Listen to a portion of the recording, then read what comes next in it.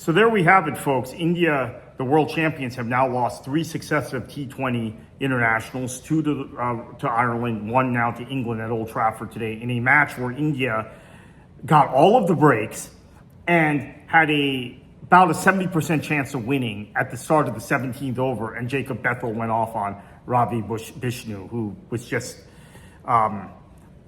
it was confounding how poor that was. So in India's innings, they were very fortunate because Phil Salt dropped, I think, an easy ball. Adil Rashid was bowling a very good over. And that was in the 11th over, And then India picked up some momentum from there. Momentum slowed, and then that final over, Jofra Archer, who had been saved for the final over, gave up 2 sixes and a 4. Did he give up a 4? Well, he gave up 2 sixes, which was... and there was an extra ball in the previous over, which was, I think, a bad call that led to a 6. So India got to 191 for 7, and they should not have.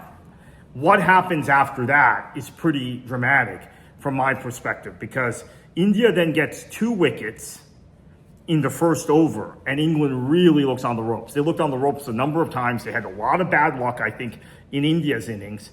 But then, and it's progressing, and they're staying in the match. This is similar to what they did in the T20 semifinal, World Cup semifinal back in March against India.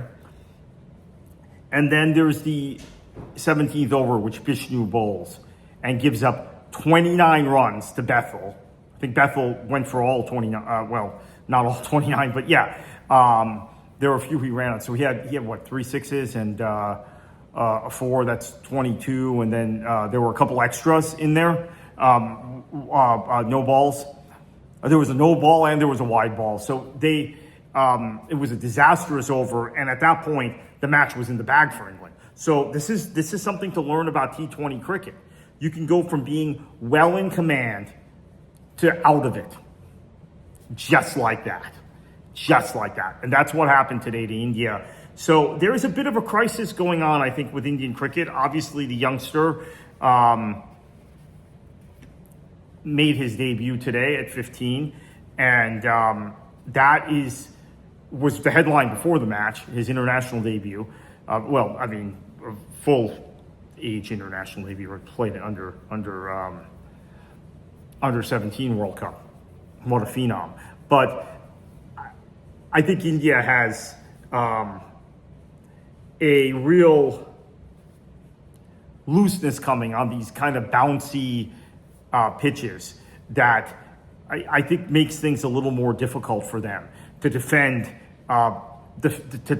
scores that are, quite frankly, lower than they expect, because they're used to the IPL and the certain type of pitches. And I want to get back to that in a minute. Sorry, got interrupted there for a moment. I want to just finish up. Suryavanshi makes his debut at the age of 15. He's going to be such a great cricketer. But more immediately, he gets thrown into a squad that seems to have problems, just changed its captain. This is the 2-time defending world champions, right? They've won 2 World Cups on the bounce, but have now coming off of a domestic campaign in the IPL. I think they are not equipped to really play the same sort of cricket on a pacey, bouncy pitch like we saw today at Old Trafford and like we saw in Ireland. So I think there are certain tactical concerns now about how India is playing. And Tuesday's international in Birmingham now becomes huge, because we've been talking about the crisis of England cricket and how poorly England played in that second and third test match against New Zealand, after winning the first one, playing so well, bowling so well at Lord's, and then this whole situation with Ben Stokes coming out. And today, like I said, things went against them. Phil Salt drops a ball and then loses his wicket, the very first ball of England's innings, right? So Salt was terrible today. You saw Joss Butler show, I think, a lack of composure at times. Harry Brook, I thought, made a few mistakes in the field alignment, which I wasn't expecting in India's innings. And you saw some loose bowling from times from Archer and from Will Jacks, who was so much a closer for England at times during the World Cup earlier in the year. But yet they were able to overcome all that. Bethel went for well over a half century. I think he went for about 75 runs. And Brooke had a good stand until he lost his wicket in a controversial review. And I mean, this is the thing, we're watching the FIFA World Cup where VAR is so controversial. I didn't like the fact that this was reviewed, but they got the call right because Ultra Edge showed us that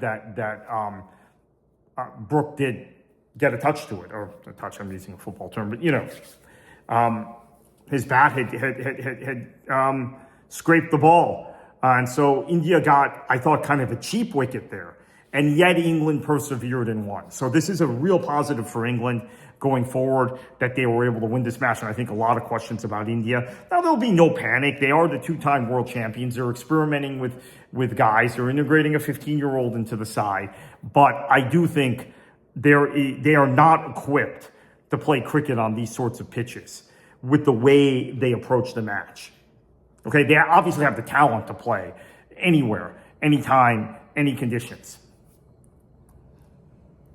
But they have to adjust their mindset and mentality to pace and bouncy pitches and their spinners. India's spinners were at times really good today on a pitch that can grip, on a track that can grip, but at times, So, yeah, a lot to be concerned about if you're India.